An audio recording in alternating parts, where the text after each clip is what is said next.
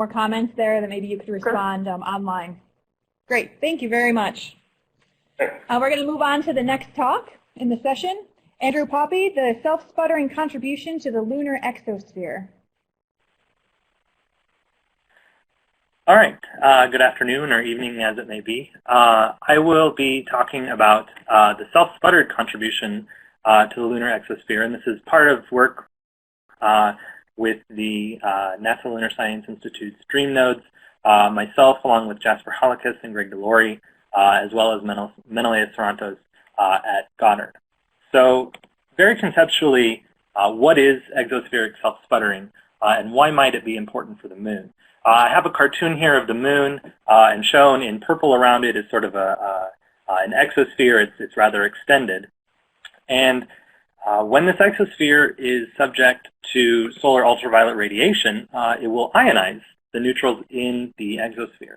And some fraction, a rather large fraction of these neutrals, once they become ionized, will be picked up by either the interplanetary magnetic field if the moon is in the solar wind, or by the geomagnetic tail fields when the Earth is in the magnetotail, and they'll be convected away from the moon. However, there is also some fraction of these ions, these newly born ions in the exosphere, that as they're picked up by the electric convection field, they will re-impact the lunar surface, and they will sputter new neutrals.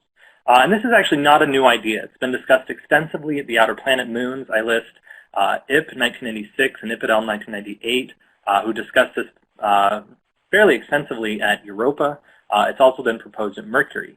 But there hasn't been yet a study done at the moon. So the question I'm trying to get at with these models is how effective might self-sputtering be at our moon in maintaining this thin lunar exosphere?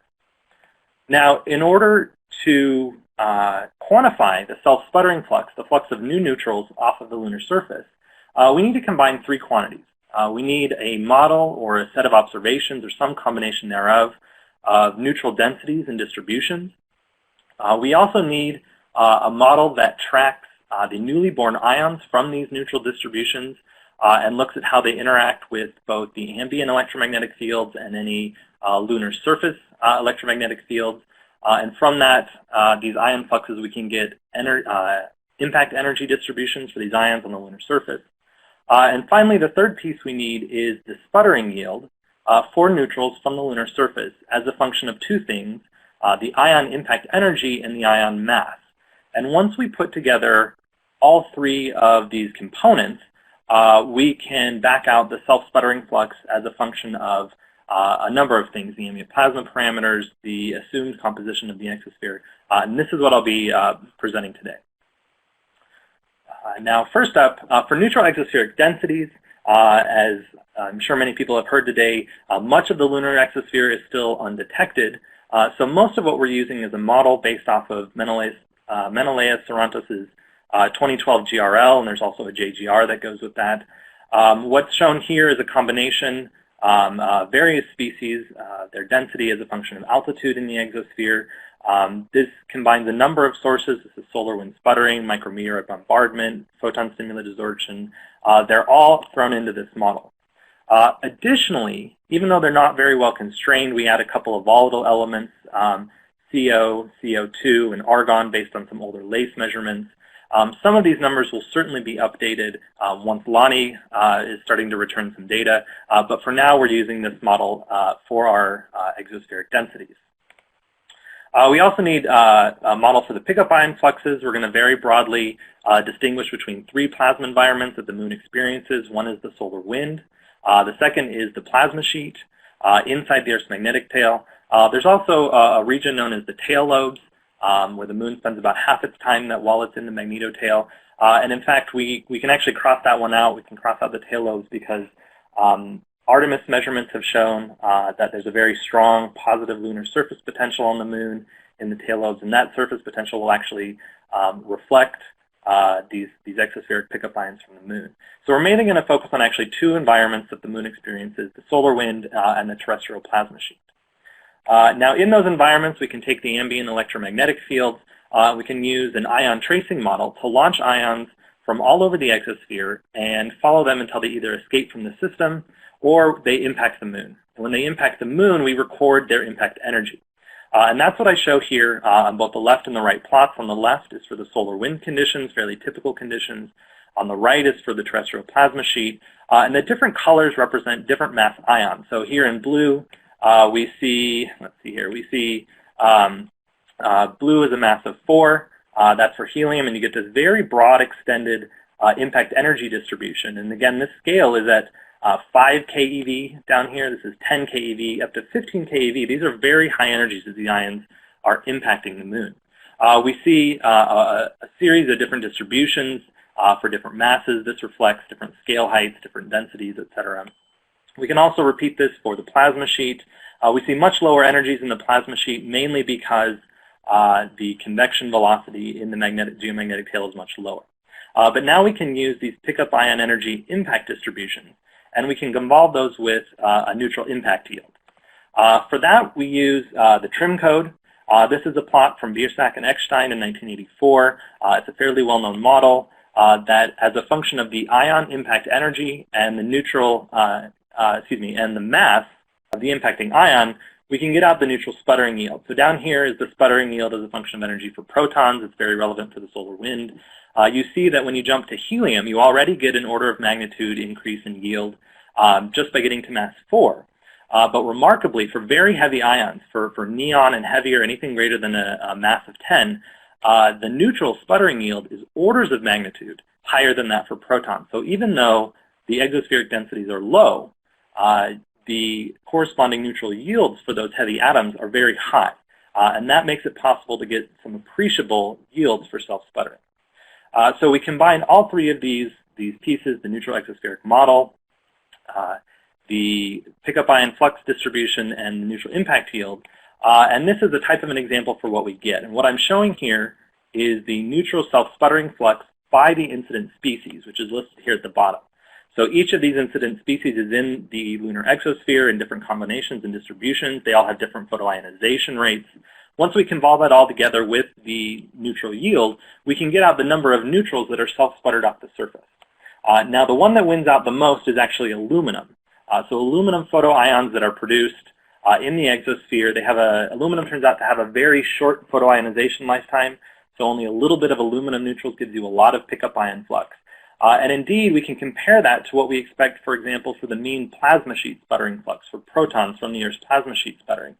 And it turns out that in these, under these assumptions, aluminum photoions can actually produce self-sputtered neutrals at a rate higher than the mean plasma sheet sputtering.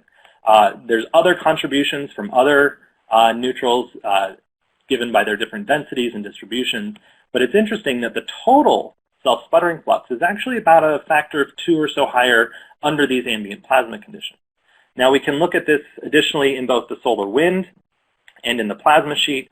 I've summed now over all the incident species, so the entire composition of the lunar exosphere is incident on the surface. And here I show in the solar wind as a function of the electric convection field, which is accelerating the ions.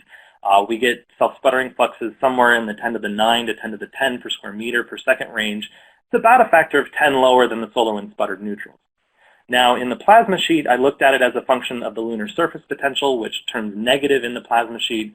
And we can actually see for different combinations of the surface potential or for the convection speed, we see that under some conditions, this self-sputtering flux can actually be greater than the neutral flux from plasma sheet sputtering. And that's interesting that these types of combinations can actually yield a sputtered flux higher than you would expect for plasma sheet sputtering.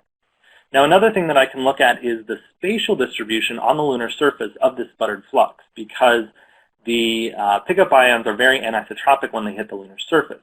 And what I'm showing here is a plot of the lunar latitude and longitude on the day side. The star is the subsolar point. And we see that, for example, for helium atoms, mass 4 in the solar wind, they are incident on the lower lunar surface and up into the northern hemisphere where their gyro radius allows them to impact the lunar surface. We see that for heavier atoms, heavier ions, it's mainly incident on the lunar surface on the southern hemisphere under these conditions. We can also look at this in the solar wind, in the plasma sheet. And we see that here the distributions on the data set are much more different because the convection speed is much lower. So ion gyroradii are much smaller. They're impacting all over the lunar surface.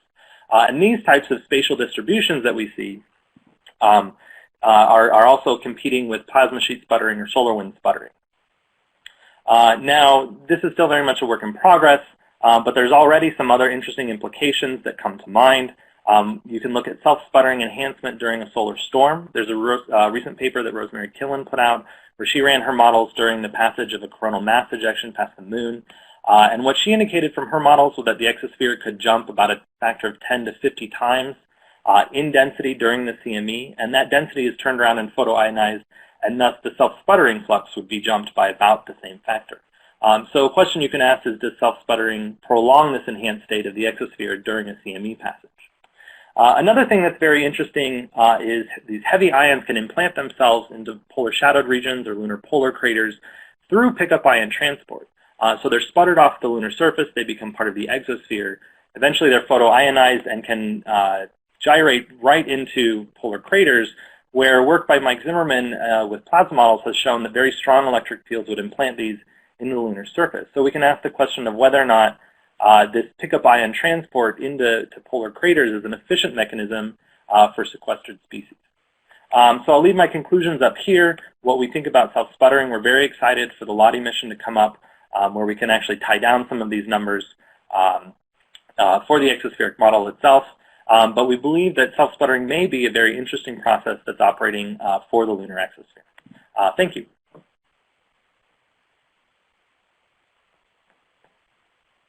Could you expand on one of your last comments, how the Lottie mission will actually help you with these constraints in this work?